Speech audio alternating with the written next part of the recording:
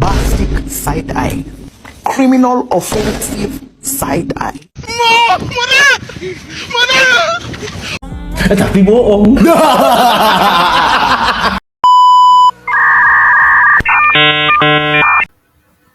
Assalamualaikum warahmatullahi wabarakatuh. Di sini saya akan mempresentasikan tugas sejarah peminatan yang bertema konflik di Eropa. Saya Zelfa Syafabila Sari, absen 31, kelas 12 IPS 1.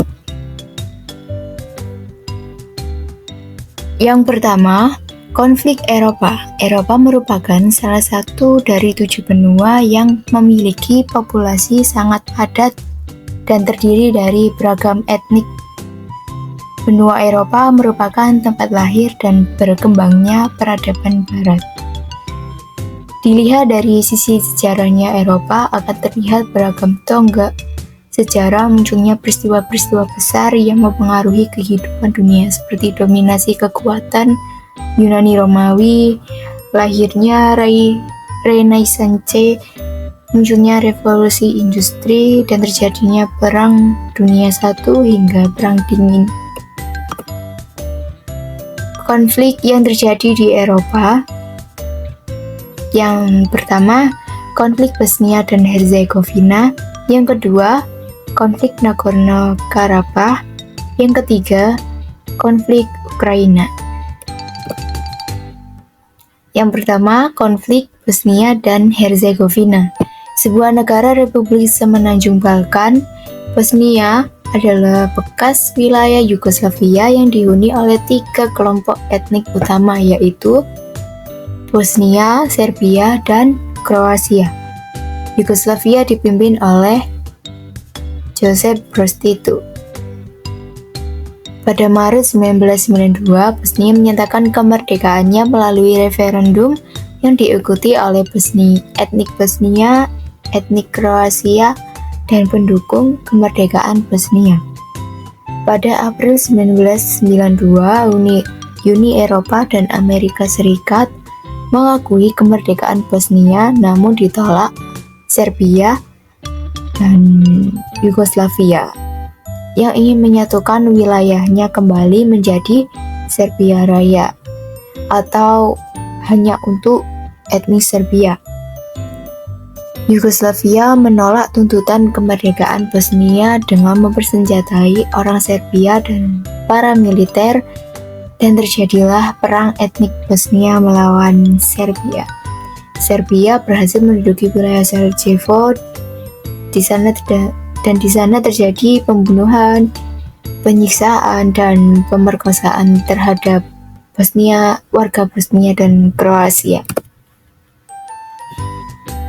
Pada Mei 1992, PBB melakukan sanksi dan embargo internasional terhadap Yugoslavia dan membentuk UNPROFOR. Pada April 1993, NATO menerapkan zona larangan terbang di Yugoslavia. PBB mendirikan zona aman PBB di wilayah Sarajevo, Srebrenica,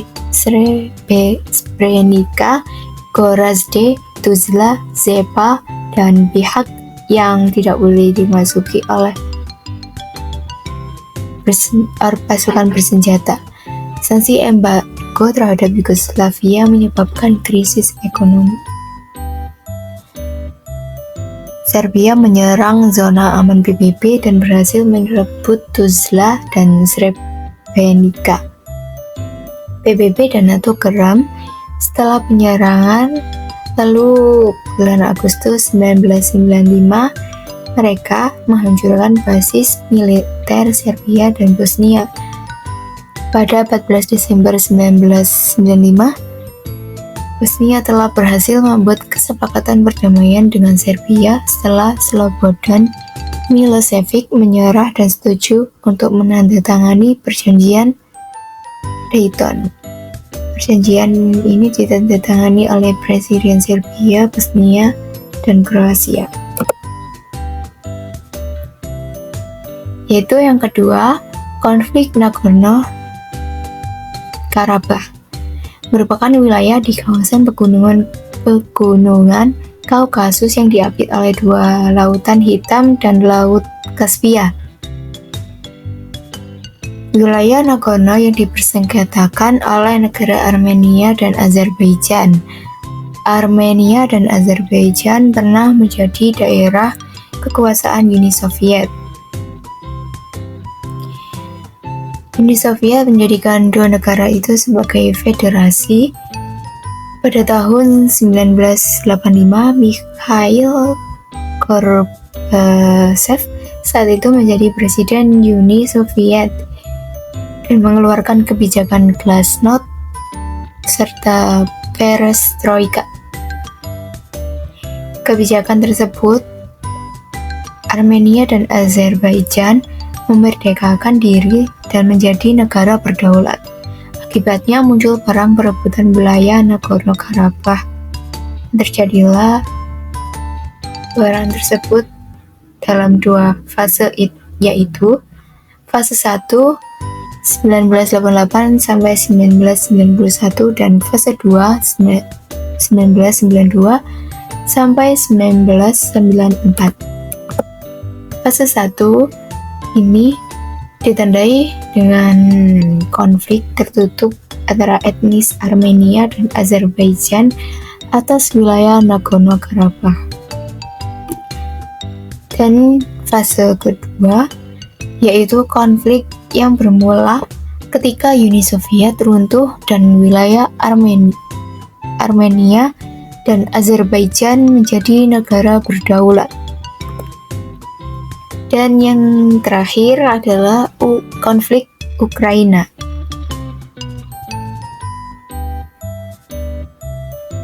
Pada 2010, Ukraina dipimpin oleh Presiden Viktor Yanukovych yang mengambil kebijakan pro-Rusia.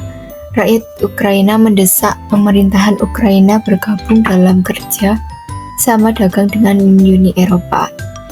Pada akhir 2013, Presiden Viktor membatalkan kesepakatan dagang dengan alasan tekanan pada Rusia. Pembatalan ini menyebabkan kekacauan dan demonstrasi untuk menentang Presiden Viktor. Akhirnya, parlemen Ukraina mengabulkan tuntutan demonstran dan melengsarkan Presiden Viktor pada Februari 2014. Pelengseran tersebut mengancam Rusia secara ekonomi dan keamanan. Sebagai wujud protes, pada Maret 2014 menghasilkan penyanderaan gedung dan referendum sepihak yang dimenangkan oleh kelompok pro-Rusia. Ukraina menyerukan ancaman menurunkan pasukan Ukraina Timur jika provinsi tidak membatalkan deklarasi. Pada 15 April, Ukraina membatalkan deklarasi tanpa diindahkan oleh milisi Ukraina Timur. Akhirnya, Ukraina mengirimkan pasukan Ukraina Timur untuk menundukkan separatis. Penyerangan Ukraina Timur sekaligus mengawali perang saudara di Ukraina yang dikenal dengan Perang Donbas. Perang Donbas menjadi perang besar antara milisi dari pihak separatis. Jumlah korban tewas akibat perang Donbas mencapai 3.500 jiwa. Perang tersebut membuat lebih dari 1 juta penduduk Ukraina Timur mengungsi. Sementara itu, hubungan